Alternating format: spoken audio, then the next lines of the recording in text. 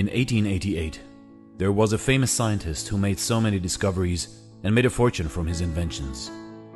One day he was reading his local morning newspaper, and to his surprise, he found his name in the obituary column.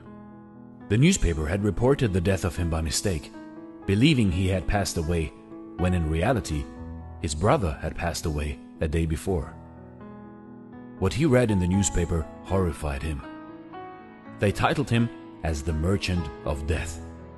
They also described him as a man who had made it possible to kill more people more quickly than anyone else who had ever lived.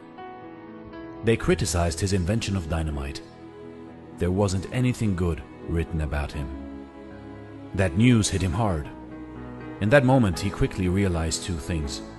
One, that this was how people were going to remember him, and two, that this wasn't the way he wanted to be remembered. From that day on, he started working towards peace. He left most of his wealth in a trust that would be used to establish the awards after his name, Alfred Nobel. And that is how the Nobel Prize was created, as an award for people who make outstanding achievements to mankind in subjects that always interested Alfred Nobel: physics, chemistry, medicine, literature, and peace. Today, everyone is familiar with the Nobel Prize. While relatively few people know how Alfred Nobel made his fortune,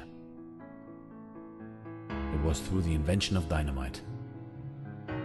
And nobody knew that a simple newspaper incident changed his life.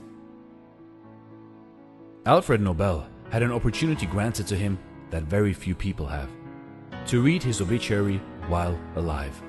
Thinking about how one's obituary is going to read can motivate us to rethink and reflect on our life and how we are currently spending our life. The one thing that we can learn from this story is that the good we do lives after us. For most of us, this is the most important thing that we ever leave behind.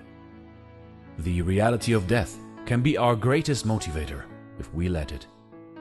It can help us refocus on our visions and remember why we do what we do. Once you understand what death means in all of its darkness, you will understand life.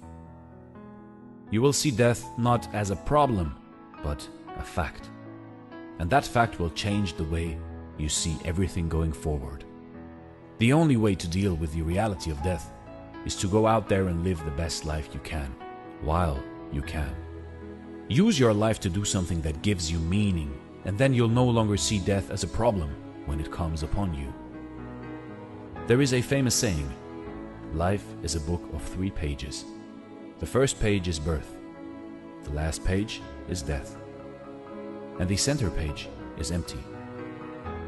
It is up to you how beautiful you make that page to read. Thanks for watching, and stay blessed.